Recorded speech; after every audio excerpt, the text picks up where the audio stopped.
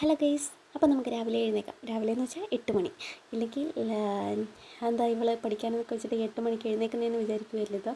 ഞാൻ രാത്രി full feeding ആയതുകൊണ്ട് എനിക്ക് പറ്റത്തില്ല. എനിക്ക് 7 മണിക്കൂർ ഉറക്കം മസ്റ്റാണ്, അല്ലെങ്കിൽ ഞാനല്ലാണ്ടായിട്ട് മാറും. എന്നിട്ട് രാവിലെ എഴുന്നേറ്റ് ഗാർഡനൊക്കെ ഒന്ന് വിസിറ്റ് ചെയ്തു. അതെൻ്റെ ചെറിയ ഗാർഡനാണേ.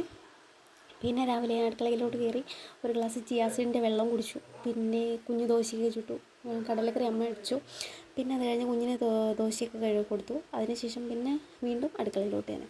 പിന്നെ ഉച്ചക്കലത്തേക്ക് വേണ്ട അവിയലൊക്കെ തയ്യാറാക്കി. പിന്നെ ബാക്കി ഫുഡും കാര്യങ്ങളും അമ്മ ഉണ്ടായിക്കോളും, ചോറും കാര്യങ്ങളും. പിന്നെ അത് കഴിഞ്ഞ് ഒരു അവിയലും സെറ്റാക്കി. പിന്നെ ഞാൻ പഠിക്കാൻ കയറി. ആദ്യം പാർട്സ് ഓഫ് സ്പീച്ചിൻ്റെ ഒരു ക്ലാസ്സായിരുന്നു, അഞ്ജലി മിസ്സിൻ്റെ 3rd ക്ലാസ്സായിരുന്നു. പാർട്സ് ഓഫ് സ്പീച്ചായിരുന്നു. പിന്നെ അത് കഴിഞ്ഞ് ഒരു ടു ഡു ലിസ്റ്റ് ഇട്ടാണ് ഞാൻ ഇരുന്നത്. ഇന്ന് ഇതൊക്കെ തീർക്കണമെന്ന് വെച്ചിട്ടാണ് ഇരിക്കുന്നത്. പിന്നെ അത് കഴിഞ്ഞ് ഇന്ത്യൻ വ്യവസായം കൂടി കംപ്ലീറ്റ് ആക്കിയിട്ടുണ്ട്.